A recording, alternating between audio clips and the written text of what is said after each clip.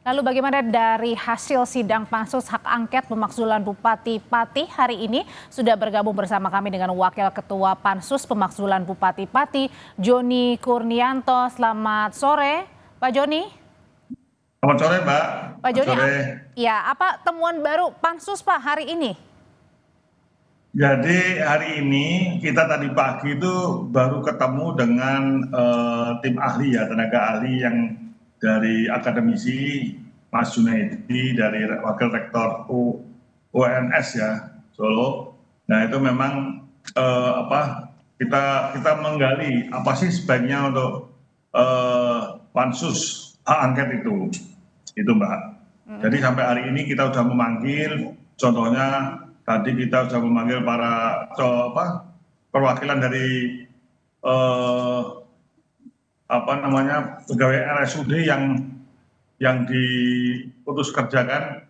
Ada yang 20 tahun, ada yang udah 15 tahun, ada 18 tahun. Nanti sudah ketemu kita perwakilan 5 orang, kemudian juga kita habis itu kita panggil dari manajemen rumah sakit, kemudian juga kita panggil badan kepegawaian di daerah Pati, kemudian juga tadi terakhir kita manggil ASN 1 beserta beberapa bagian hukum juga. Jadi kita panggil di daerah di Pati yang pejabat-pejabat di Pati yang berhubungan dengan itu. Oke, jadi ini pemanggilan untuk pejabat-pejabat bupati atau mungkin mantan-mantan ya, mantan-mantan pegawai begitu. Apakah ini untuk memang mendalami sebenarnya bagaimana perilaku dari Pak Bupati Pati sendiri atau memang apa yang concernnya Pak? Ya, jadi gini Mbak. Jadi setelah dari tenaga ahli itu, jadi menyampaikan bahwa kita itu di pansus hak angket itu adalah mencari data dan mencari bukti selengkap-lengkapnya, sedetil-detilnya, yang nanti akan kita serahkan ke pimpinan DPRD melalui rapat paripurna DPRD, yang hasilnya akan kita berikan ke MA. Nanti MA yang akan memutuskan dan juga akan memberikan ke Mendagri dan Presiden. Tetapi memang MA itu tidak menyidangkan, tapi yang sidangnya ya di rapat pansus ini Mbak. Jadi kita betul-betul mencari data selengkap-lengkapnya gitu Mbak. Berarti artinya temuan-temuan yang sedang dicari oleh tim Anda ini adalah bukan hanya berkaitan dengan kenaikan 250% PBB ya, tetapi juga sekecil apapun bukti ini sedang dikumpulkan oleh DPRD. Iya, ini Mbak. Jadi kami kan istilahnya kan kami diminta oleh pendemo itu kan, masyarakat Pati itu kan ingin 22 tuntutan. Oke. Yang dikirimkan ke kita. Nah 22 tuntutan sudah kita saring, itu total itu 12 tuntutan. 12 tuntutan. Nah itu yang kita cari data dan buktinya ya itu Mbak. Kita panggil ya seperti pengadilan. Jadi fungsi pansus hak angket ini seperti pengadilan Mbak. Dari hak angket sendiri apakah juga nanti akan dipanggil Bupati Patinya sendiri? Ya bisa jadi nanti kan bergulir Mbak. Nanti kan bergulir. Nanti tuntutan dari teman-teman dan juga nanti diarahkan oleh tim ahli dari kita, nanti kan sudah memanggil tenaga ahli yang dari akademisi. Nanti juga ada tenaga ahli dari sisi hukum pemerintahan, hukum tata negara, nanti akan memberikan masukan kepada kami Mbak. Nah biasanya nanti untuk hasil dari hak angketnya sendiri berupa misalnya pada saat anggota DPR merespon atau dari temuan-temuan tersebut yang nanti akan dikaji oleh ahli dan juga saksi?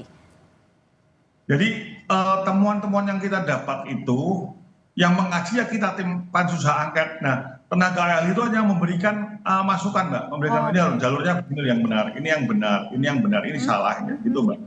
Oke, lalu targetnya sendiri untuk kesimpulan dari pemakzulan Bupati Pati kapan Pak Joni? Targetnya kalau menurut tatip kan itu sebetulnya Pak maksimal 60 hari atau 2 bulan. Tapi kami ini berusaha secepat mungkin, kami ini maraton karena memang tuntutan dari warga masyarakat. Jadi kita maraton pagi, siang, sore, bahkan malam pun, ini pun kita baru selesai nih setelah dari pagi. Dan tapi rencana besok itu bukan libur karena ada acara kenegaraan sampai hari Senin juga libur bersama, nanti baru Selasa kita mulai lagi. Pak Joni, tapi dari tadi Anda bertemu tadi pagi, kemudian ada mantan karyawan yang datang dan kemudian Anda bertanya begitu, sebenarnya apa sih temuan-temuan sementara dari Bupati Pati yang Anda kemudian saat ini sedang telaah? Ya, jadi contoh tadi masalah karyawan rumah sakit yang itu ya. Jadi secara moral atau etika saja, sebetulnya kalau karyawan sudah kerja 20 tahun, apalagi kemarin mengalami dia membantu kita di masalah COVID, terus dilepas dengan begitu saja tanpa alasan jelas dan juga melalui tes yang betul-betul nilainya juga tidak tahu tapi disebutkan bahwa dia gagal atau tidak lolos. Itu memang betul-betul ya ya kita ya gimana ya, ya secara moral ya salah ya, kayak gitu loh. Jadi tidak ada juga pesangon segala macam. Jadi ada 220 orang ini, Mbak. Jadi memang suatu apa ya, hal yang nggak benar ini kelihatannya seperti itu. Oke, Pak Joni, kan ada tuntutan dari warga. Sebenarnya tolak ukur dari pemakzulan seorang bupati atau seorang kepala daerah ini seperti apa sih, Pak Joni? Jadi tolak ukurnya nanti adalah kelihatan. Jadi intinya adalah satu. Jadi Pak Bupati ini melanggar sumpah janjinya enggak pada saat kemarin dia melakukan sumpah janji sebagai bupati. Itu gitu aja. Kalau dia kelihatan sudah melanggar itu Melanggarnya seperti apa yang kemudian ini melanggar kan terbukti? administratif, kan bisa sisi administratif, Mbak, sisi juga bisa sisi moralnya, jadi banyak macam kan, Mbak, itu. Nah, itu makanya kita kumpulkan data sebanyak-banyaknya. Seperti itu, Mbak. Jadi satu contoh lagi adalah mungkin mutasi karyawan, mutasi kepala dinas, atau mutasi PNS yang mungkin tidak benar ya. Tadi sudah mulai disinggung-singgung itu tadi mutasi-mutasi yang bahkan ada yang double rangkap jabatan cukup banyak ini. Oh, itu Jadi juga kita ditelaah ya? Salah juga, itu juga termasuk tuntutan dari pendemo juga, Mbak. Oh, oke. Pak Joni, selama hak angket bergulir, apakah juga diperbolehkan atau memang tidak diperbolehkan atau tidak ketika ada perwakilan dari masyarakat untuk bisa melihat atau menyaksikan langsung jalannya hak angket? Atau memang ini internal? Ya, memang bukan. Memang niat kami, tim pansus hak angket DPRD Pati ini kita buat transparan. Jadi kita mengundang pendemo, masyarakat, bahkan pers, semua pers silakan dilihat secara live streaming, monggo. Jadi jangan sampai juga anggota ini juga masuk angin, jangan sampai nanti terjadi hal-hal yang tidak ke kami. Padahal kami itu niatnya betul-betul pengen ya sesuai dengan permintaan pendemo atau masyarakat. Tapi kan Pak Joni, kalau kita melihat juga Pak Bupati kemarin ini sudah membatalkan kenaikan PBB 250%. Apakah ini sebenarnya akan menjadi pertimbangan buat anggota DPRD kah?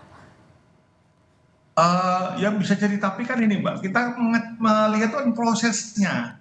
Karena terus terang masalah kenaikan PBB 250% itu kami DPRD tidak pernah diajak bicara. Oke. Kami tidak ada komunikasi ke kami. Oke. Dan kalau untuk pemanggilan dari Bupati Pati sendiri, kapan Pak Joni?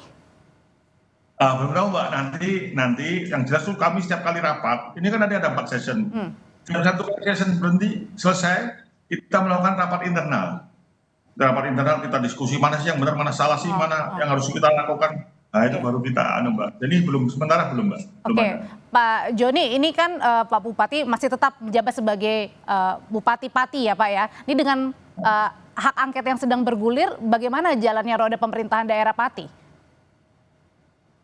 Ya kami berusaha pansus ini memang betul-betul independennya memang betul-betul harus kita jaga betul, sehingga kalau untuk urusan pemerintahan mungkin ada perwakilan, misalnya ada undangan dari Pemkab, ya biar jalan, Mbak, biar berjalan sebagaimana mestinya.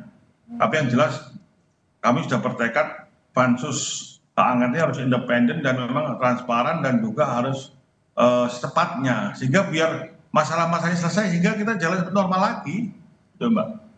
Oke, dan untuk dari anggota DPRD sendiri bagaimana